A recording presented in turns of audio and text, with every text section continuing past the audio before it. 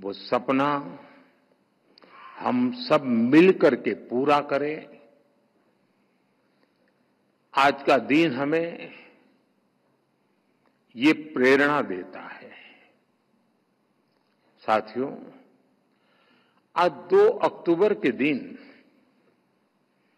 मैं कर्तव्य बोध से भी भरा हुआ हूं और उतना ही भावुक भी हूं।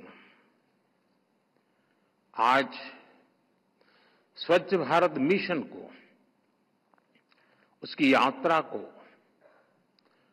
10 साल के मुकाम पर हम पहुंच चुके हैं। स्वच्छ भारत मिशन की ये यात्रा करोड़ों भारतवासियों की अटूट प्रतिबद्धता का प्रतीक है। बीते 10 साल में कोटि-कोटि भारतीयों ने इस मिशन को अपनाया है, अपना मिशन बनाया है, इसे अपने जीवन का हिस्सा बनाया है। मेरे आज के 10 साल की इस यात्रा के पड़ाव पर मैं हर देशवासी, हमारे सफाई मित्र,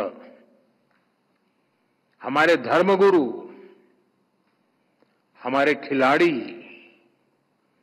हमारे सेलिब्रिटीज, एनजीओज, मीडिया के साथी, सभी की सराहना करता हूं, भूरी भूरी प्रशंसा करता हूं।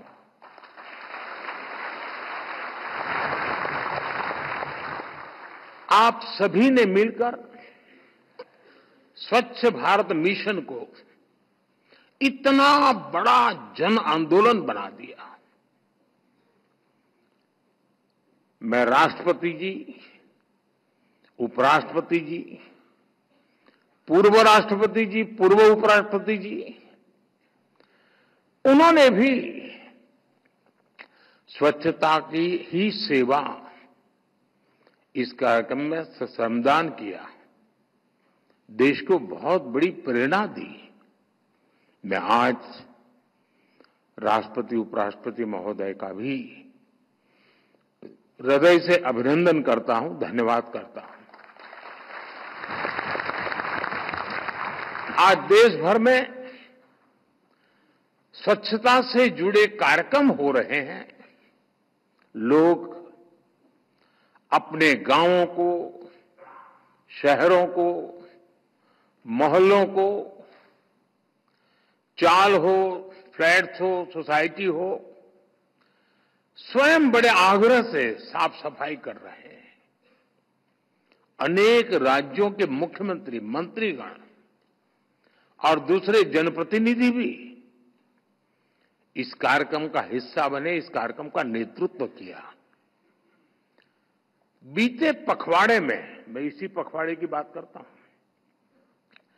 देश भर में करोड़ों लोगों ने स्वच्छता ही सेवा कार्यक्रमों में हिस्सा लिया है। मुझे जानकारी दी गई कि सेवा पखवाड़ा के 15 दिनों में देश भर में 27 लाख से ज्यादा कार्यक्रम हुए, जिनमें 28 करोड़ से ज्यादा लोगों ने हिस्सा लिया। निरंतर प्रयास करके ही हम अपने भारत को स्वच्छ बना सकते हैं। मैं सभी का, प्रत्येक भारतीय का हार्दिक आभार व्यक्त करता हूं। साथियों, आज के इस महत्वपूर्ण पड़ाव पर आज स्वच्छता से जुड़े करीब 10,000 करोड़ रुपए के प्रोजेक्ट्स की भी शुरुआत हुई है। मिशन अमृत के तहत देश के अनेक शहरों में वाटर और सीवेज ट्रीटमेंट प्लांट बनाए जाएंगे। नमामि गंगे से जुड़ा काम हो या फिर कचरे से बायोगैस पैदा करने वाले गोवर्धन प्लांट, ये काम स्वच्छ भारत मिशन को एक नई ऊंचाई पर ले जाएगा और स्वच्छ भारत मिशन जितना सफल होगा उतना ही हमारा देश ज्यादा चमकेगा। साथियों, आज से 1000 साल बाद भी जब 21वीं सदी की भारत का अध्ययन होगा तो उसमें स्वच्छ भारत अभियान को जरूर याद किया जाएगा।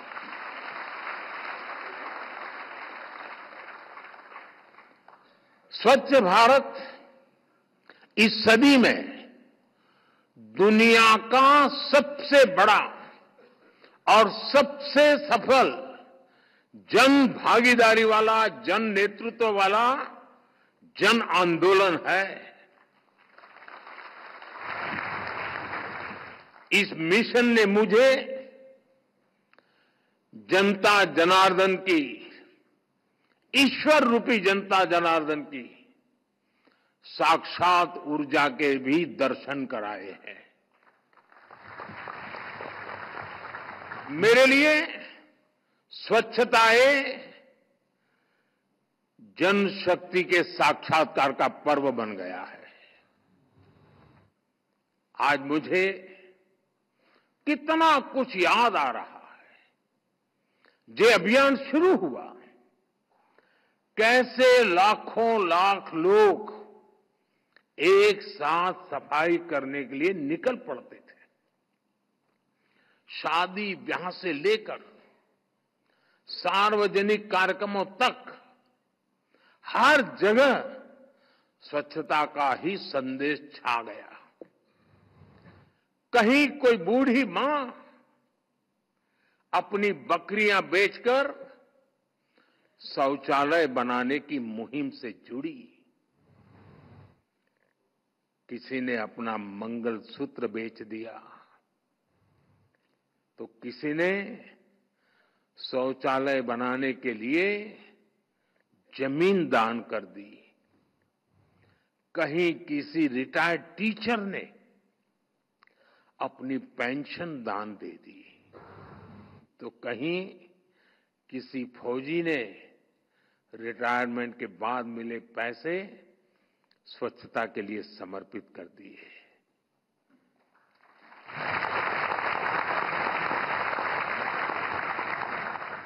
अगर ये दान किसी मंदिर में दिया होता, किसी और समारोह में दिया होता, तो शायद अखबारों की हेडलाइन बन जाता और सप्ताह भर उसकी चर्चा होती। लेकिन देश को पता होना चाहिए कि जिनका चेहरा कभी टीवी पे चमका नहीं है, जिनका नाम अखबारों की सुर्खियों पर कभी छपा नहीं है, ऐसे लक्षावधि लोगों ने कुछ न कुछ दान करके, चाहे वो समय का दान हो या संपत्ति का दान हो, इस आंदोलन को एक नई ताकत दी है, ऊर्जा दी है। और ये मेरे देश के उस चरित्र का परिचय याद कर ले। अपन आप में से बहुत लोग मन की बात से परिचित हैं, देशवासी परिचित हैं। मन की बात में मैंने करीब करीब 800 बार स्वच्छता के विषय का जिक्र किया है।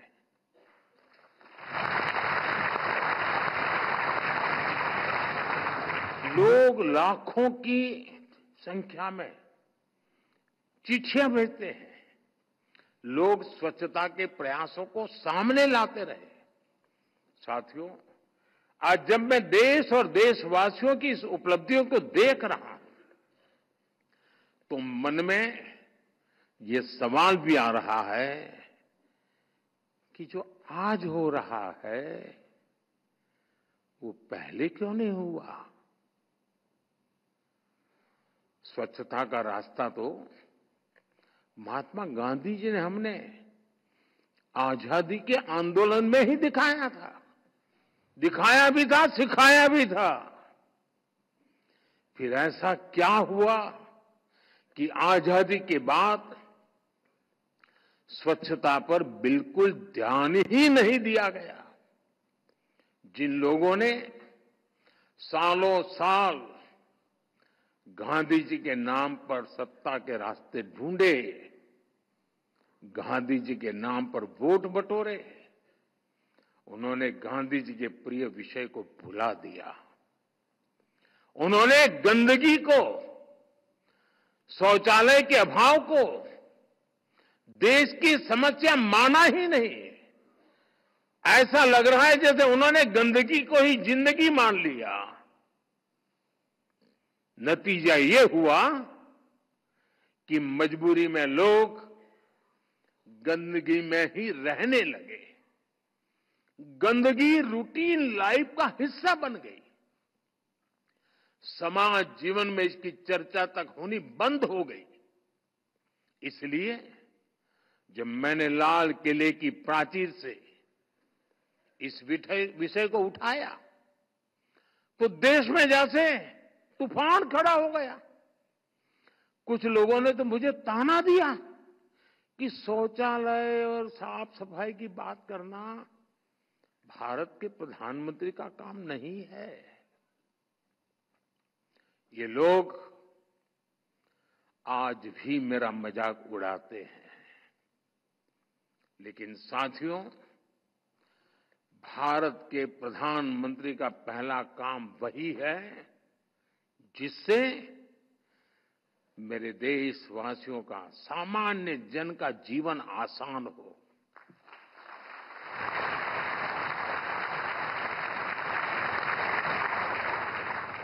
मैं भी अपना दायित्व तो समझकर मैंने टॉयलेट्स की बात की, सैनिटरी पैड्स की बात की, और आज हम इसका नतीजा देख रहे हैं। साथियों, 10 साल पहले तक भारत की 60% से ज्यादा आबादी खुले में शौच के लिए मजबूर थी। ये मानव गरिमा के विरुद्ध था। इतना ही नहीं, ये देश के गरीब का अपमान था, दलितों का, आदिवासियों का, पिछड़ों का, इनका अपमान था।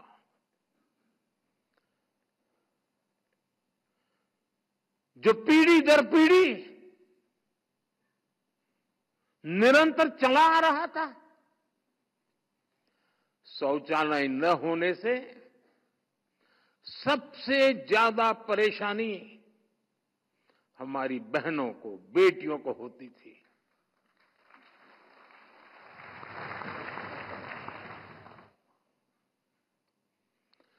दर्द और पीड़ा सहन करने के अलावा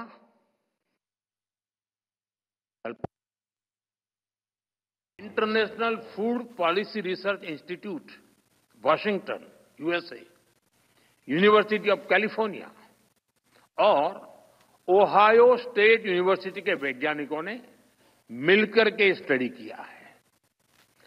इसमें सामने आया है कि स्वच्छ भारत मिशन से हर वर्ष 60 से 70 हजार बच्चों का जीवन बच रहा है।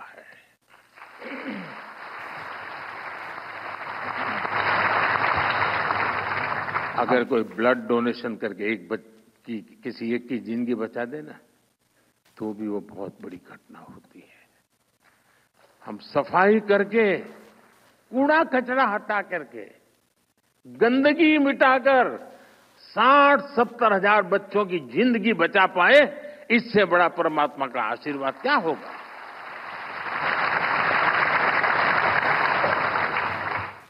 डब्ल्यूएचओ के मुताबिक 2014 और 2019 के बीच 3 लाख जीवन बचे हैं जो डायरिया के कारण हम खो देते थे। मानव सेवा का ये धर्म बन गया साथियों। यूनिसेफ की रिपोर्ट है कि घर में टॉयलेट बनने के कारण अब 90% से ज्यादा महिलाएं खुद को सुरक्षित महसूस कर रही है। महिलाओं को इन्फेक्शन से होने वाली बीमारियों में भी स्वच्छ भारत मिशन की वजह से बहुत कमी आई है। और बात सिर्फ इतनी ही नहीं है। लाखों स्कूलों में लड़कियों के लिए अलग टॉयलेट्स बनने से ड्रॉप आउट रेट कम हुआ है।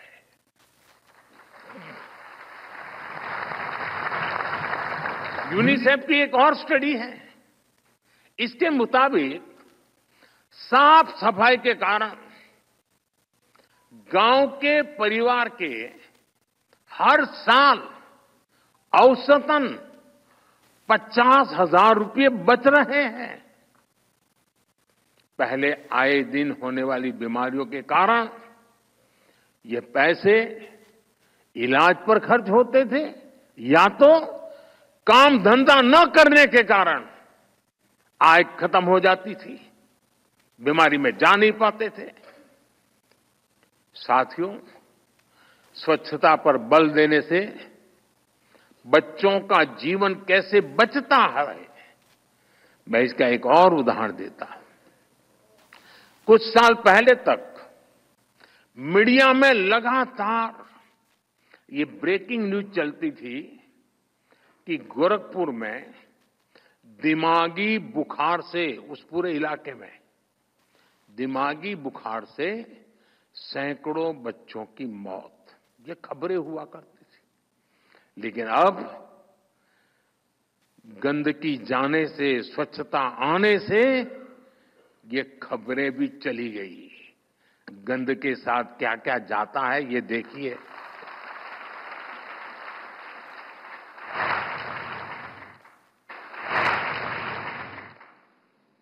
इसकी एक बहुत ही बड़ी वजह स्वच्छ भारत मिशन से आई जन जागृति, ये साफ सफाई है। साथियों, स्वच्छता की प्रतिष्ठा बढ़ने से देश में एक बहुत बड़ा मनोवैज्ञानिक परिवर्तन भी हुआ है। आज मैं इसकी चर्चा भी आवश्यक समझता हूं।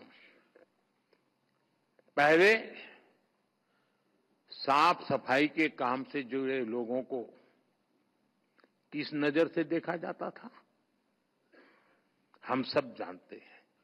एक बहुत बड़ा वर्ग था जो गंदगी करना अपना अधिकार मानता था और कोई आकर के स्वच्छता करे जो उसकी जिम्मेवारी मान करके अपने आप को बड़े अहंकार में जीते थे। उनके सम्मान को भी चोट पहुंचाते थे। लेकिन जब हम सब स्वच्छता करने लग गए तो उसको भी लगने लगा कि मैं जो करता हूं वो भी बड़ा काम करता हूं और ये भी अब मेरे साथ जुड़ रहे हैं। बहुत बड़ा मनोवैज्ञानिक परिवर्तन। और स्वच्छ भारत मिशन ने ये बहुत बड़ा मनोवैज्ञानिक परिवर्तन कर करके सामान्य परिवार, साफ सफाई करने वालों को मान सम्मान मिला, उनको गर्व को महसूस कराया और वो आज अपने आप को सम्मान के साथ हमें देख रहा है। गर्व इस बात का कि वो भी अब मानने लगा है कि वो सिर्फ पेट भरने के लिए करता है, इतना ही नहीं है, वो इस राष्ट्र को चमकाने के लिए भी ये कड़ी मेहनत कर रहा है। यानी स्वच्छ भारत अभियान ने लाखों सफाई मित्रों को गौरव दिलाया है। हमारी सरकार सफाई मित्रों की जीवन की सुरक्षा और उन्हें गरिमापूर्ण जीवन देने के लिए प्रतिबद्ध है। हमारा ये भी प्रयास है कि सेप्टिक टैंक्स में मैन्युअल एंट्री से जो संकट आते हैं उनको दूर किया जाए। इसके लिए सरकार प्राइवेट सेक्टर और जनता के साथ मिलकर काम कर रही है। कई नए नए स्टार्टअप आ रहे हैं, नई नई टेक्नोलॉजी लेके आ रहे हैं।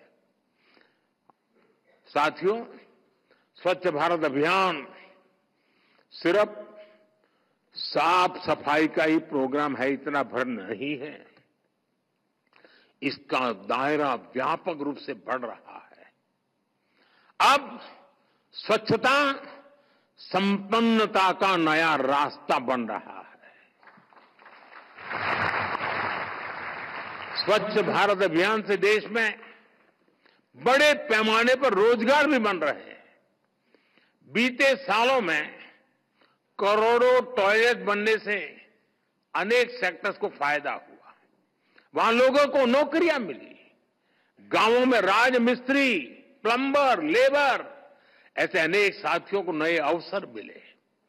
यूनिसेफ का अनुमान है कि करीब करीब 1.25 करोड़ लोगों को इस मिशन की वजह से कुछ न कुछ आर्थिक लाभ हुआ, कुछ न कुछ काम मिला है। विशेष रूप से महिला राजमिस्त्रियों की एक नई पीढ़ी इस अभियान की देन है। पहले महिला राजमिस्त्री कभी नाम नहीं सुना था। इन दिनों महिला राजमिस्त्री आपको काम करती नजर आ रही है। अब क्लीन टैक्स से और बेहतर नौकरियां, बेहतर अवसर हमारे नौजवानों को मिलने लगे हैं। आज क्लीन टैक्स से जुड़े करीब 5,000 स्टार्टअप्स रजिस्टर्ड हैं। वेस्ट टू वेल्थ में हो, वेस्ट के कलेक्शन और ट्रांसपोर्टेशन में हो, पानी के रीयूज और रिसाइकलिंग में हो, ऐसे अनेक अवसर वाटर एंड सैनिटेशन के सेक्टर में बन रहे हैं। एक अनुमान है कि इस दशक के अंत तक इस सेक्टर में 65 लाख नई जॉब्स बनेगी और इसमें निश्चित तौर पर स्वच्छ भारत मिशन की बहुत बड़ी भूमिका होगी। साथियों, स्वच्छ भारत मिशन ने सर्कुलर इकोनॉमी को भी नई गति दी है।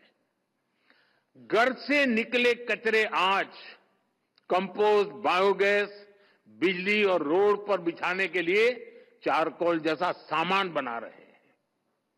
आज गोवर्धन योजना गांव और शहरों में बड़ा परिवर्तन ला रही है। इस योजना के तहत गांवों में सैकड़ों बायोगैस प्लांट लगाए जा रहे हैं। जो पशुपालन करते हैं किसान, कभी कभी उनके लिए जो पशु वृद्ध हो जाता है उसको संभालना एक बहुत बड़ी आर्थिक बोझ बन जाता है। अब गोवर्धन योजना के कारण वो पशु जो दूध भी नहीं देता है या खेत में काम भी नहीं कर सकता है, वो भी कमाई का साधन बन सके, ऐसी संभावनाएं इस गोवर्धन योजना में है। इसके अलावा देश में सैकड़ों सीबीजी प्लांट भी लगाए जा चुके हैं। आज ही कई नए प्लांट्स का लोकार्पण हुआ है, नए प्लांट्स का शिलान्यास किया गया है। साथियों, तेजी से बदलते हुए इस समय में आज हमें स्वच्छता से जुड़ी चुनौतियों को भी समझना, जानना जरूरी है। जैसे जैसे हमारी इकोनॉमी बढ़ेगी, शहरीकरण बढ़ेगा, वेस्ट जनरेशन की संभावनाएं भी बढ़ेगी। कूड़ा कचरा ज्यादा निकलेगा और आजकल जो इकोनॉमी का एक मॉडल है यूज एंड थ्रो, वो भी एक कारण बनने वाला है। नए नए प्रकार के कूड़े कचरे आने वाले, इलेक्ट्रॉनिक वेस्ट आने वाला है। इसलिए हमें फ्यूचर की अपनी स्ट्रेटेजी को और बेहतर करना है। हमें आने वाले समय में कंस्ट्रक्शन में ऐसी टेक्नोलॉजी डेवलप करनी होगी जिससे रिसाइकल के लिए सामान का ज्यादा उपयोग हो सके। हमारी जो कॉलोनियां है, हमारे जो हाउसिंग है, कॉम्प्लेक्सेस है, उनको हमें ऐसे डिजाइन करना होगा कि कम से कम जीरो की तरफ हम कैसे पहुंचे। हम जीरो कर पाए तो बहुत अच्छी बात है, लेकिन कम से कम अंतर बचे जीरो से। हमारा प्रयास होना चाहिए कि पानी का दुरुपयोग ना हो और वेस्ट पानी को ट्रीट करके इस्तेमाल करने के तरीके सहज बनने चाहिए। हमारे सामने नमामि गंगे अभियान का एक मॉडल है। इसके कारण आज गंगा जी कहीं अधिक साफ हुई है। अमृत मिशन और अमृत सरोवर अभियान से भी एक बहुत बड़ा परिवर्तन आ रहा है। ये सरकार और जनभागीदारी से परिवर्तन लाने के बहुत बड़े मॉडल है। लेकिन मैं मानता हूं सिर्फ इतना ही काफी नहीं है। वाटर कंजर्वेशन, वाटर ट्रीटमेंट और नदियों की साफ सफाई के लिए भी हमें निरंतर नई टेक्नोलॉजी पर निवेश करना है। हम सब जानते हैं कि स्वच्छता का कितना बड़ा संबंध टूरिज्म से है और इसलिए अपने पर्यटक स्थलों, अपने आस्था के पवित्र स्थानों, हमारी धरोहरों को भी हमें साफ सुथरा रखना है। साथियों, हमने स्वच्छता को लेकर इन 10 वर्षों में बहुत कुछ किया है, बहुत कुछ पाया है। लेकिन जैसे गंदगी करना ये रोज का काम है, वैसे स्वच्छता करना भी रोज का ही काम होना ही चाहिए।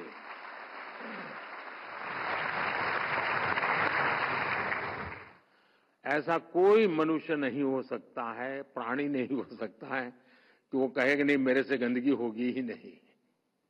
अगर होनी है तो फिर स्वच्छता भी करनी ही होगी। और एक दिन एक पल नहीं, एक पीढ़ी नहीं, हर पीढ़ी को करनी होगी। युगों युगों तक करने वाला काम है।